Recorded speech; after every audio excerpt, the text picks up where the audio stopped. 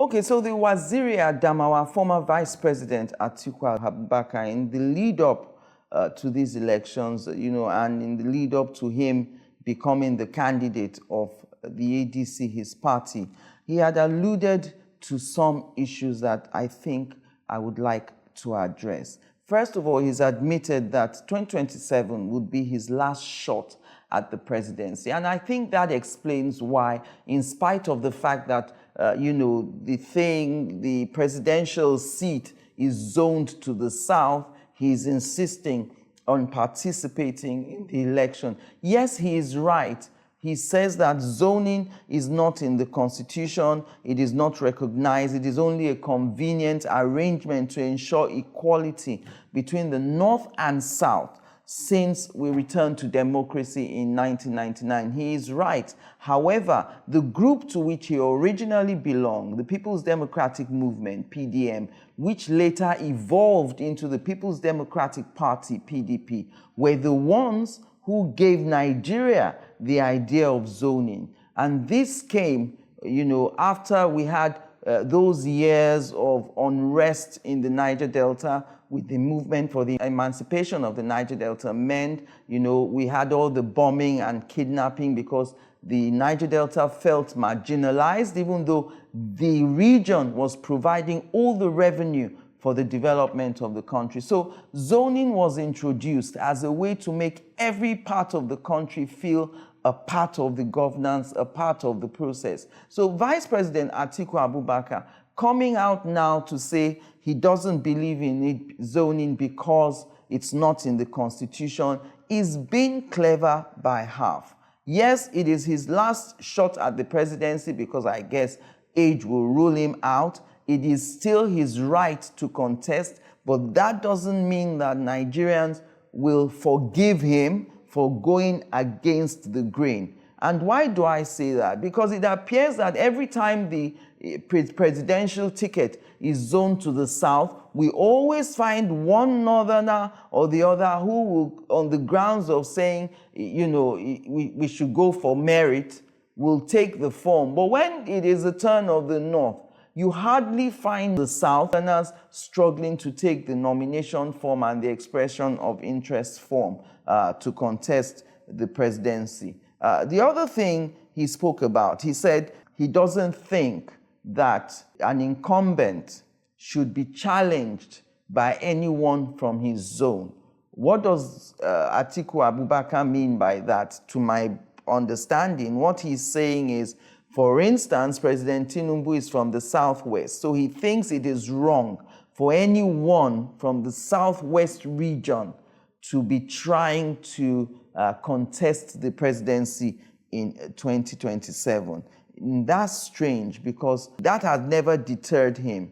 When President Muhammadu Buhari was going for a second term in 2019, ATIKU Abubakar challenged him. So I don't know why he changes the rules as the game is going on. The rules of engagement keep changing. Since 1999, ATIKU Abubakar says that there is a deficit for the North, and that also justifies why he's throwing his hat in the ring in 2027.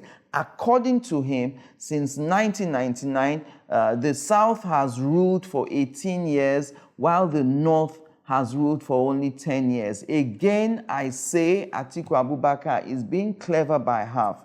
And that is because he is being disingenuous by calculating how many years the North and South have ruled, calculating from only 1999 when we returned to democracy. That's disingenuous.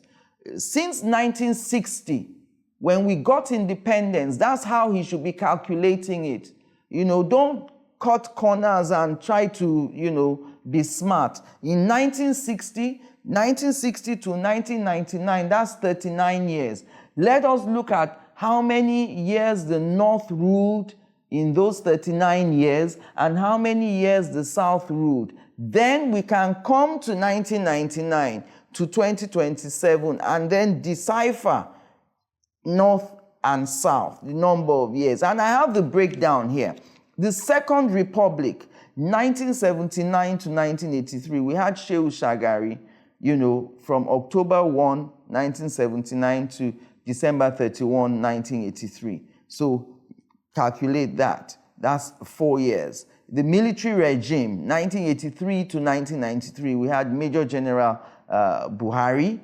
You know, that was December 31, 1983 to August 27, 1985. We also had General Ibrahim Badamasi Babangida from August 27, 1985 to August 26, 1993. We had the interim national government in 1993 where Ernest Shonekan ruled from August 26, 1993 to November 17, 1993. Of course, you calculate the military regime between 1993 and 1999. General Sani Abacha, November 7, 1993 to June 8, 1998. And of course, General Abdulsalam Abubakar from June 8, 1998 to May 29, 1999. So if we look at the 39 years from 1960 when we got independence to 1999 when we came back to democracy, let me give you the breakdown as I have it from my research. And I'm approximating these numbers now. I'm not going by the month because some of them are not up to a year and some are less, but I'm approximating. Abdulsalam Abubakar, 1 year. General Sani Abacha, 5 years. Ibrahim Badamasi Babangida, 8 years.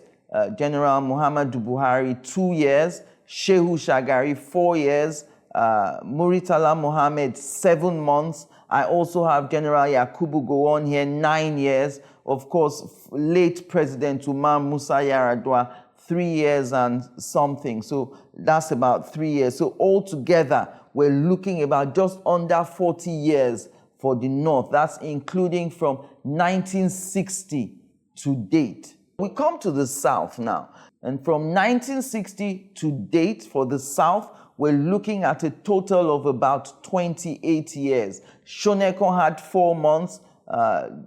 Former President Olusegun Obasanjo, as a head of state, he had 3 years and 9 months. He later had another 8 years as civilian president. We had Aguiyi Ironsi with 6 months. Nnamdi Azikiwe also had 5 years and 4 months. And don't forget, while Nnamdi Azikiwe was the president, we had the prime minister too, Tafawa Balewa. So he also had 5 years and 4 months, 4 years now. So we're looking at a discrepancy of about, what will I say now, about 11 years, 39 years plus for the North and 28 years for the South.